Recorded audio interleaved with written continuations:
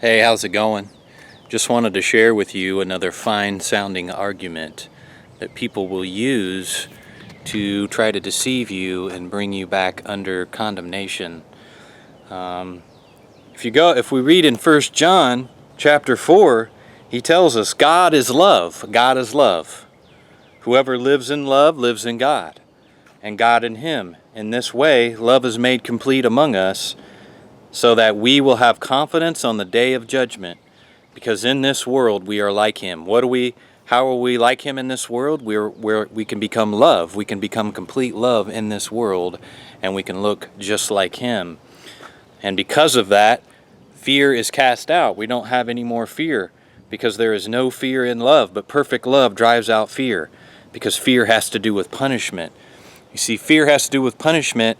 Colossians chapter 2, on the last video I made, I was talking about fine-sounding arguments. Another one that a lot of preachers and people will use is that God is condemning you. God's going to condemn you. God's angry at you.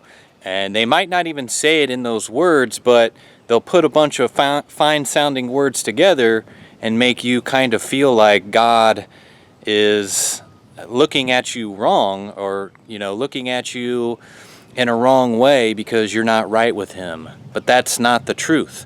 God actually, right now, because God is love, he sees you and he loves you no matter what.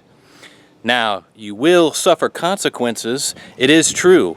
You're going to suffer certain consequences if you are living in sin and doing different things. Like I did it for a while, and for a time I was able to get by without really any consequences, but the longer I lived in sin, there were consequences to that, but that's because God has already built in something called the law of sin and death and the law of the spirit of life. And if you live by the law of sin and death, then what are you going to get? You're going to get death.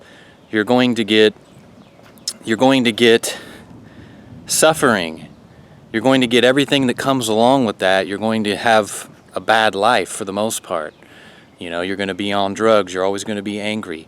But that's because you chose to follow by a law, either because you didn't know and you were ignorant and you didn't understand, and you chose to follow by that. And God actually didn't even create that. That's not a part of God, because God is pure love. And he wants you to understand his love and return back to him through Jesus Christ. Because Adam failed. When Adam fell and was fallen, he fell into self. He fell into selfishness.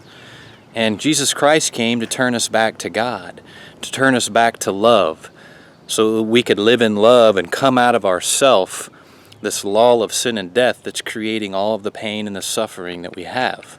So it's not that God is doing that to you, it's just that is already, the law of sin and death has already been built into it because of Adam.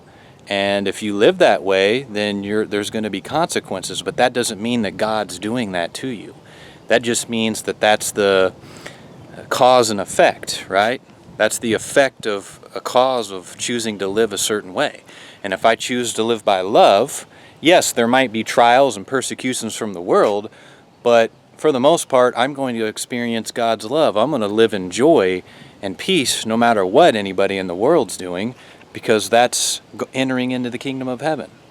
So that's what it is, my friend. So God is not condemning you. Don't let anybody ever make you feel like God is doing that, because it's not the truth.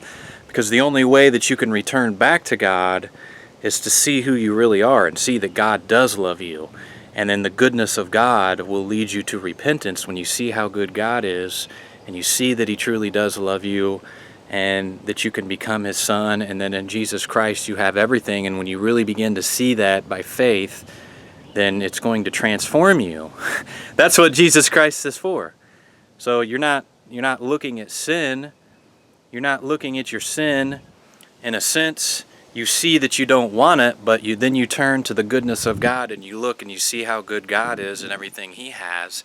And then when you begin to look at that, then that goodness of God causes repentance in your heart to not want to. You see that you don't want to follow the law of sin and death. You see that you've been wrong. You see that you've been choosing wrong, and that God actually is not doing that to you. So it's not God, So don't let anybody allow you to feel that way, but also don't live that way. Don't try to escape feeling like that either just because you want to continue doing things. But I generally see people in a better light, that most people are not wanting to do that. Most people do want to be free. So God bless.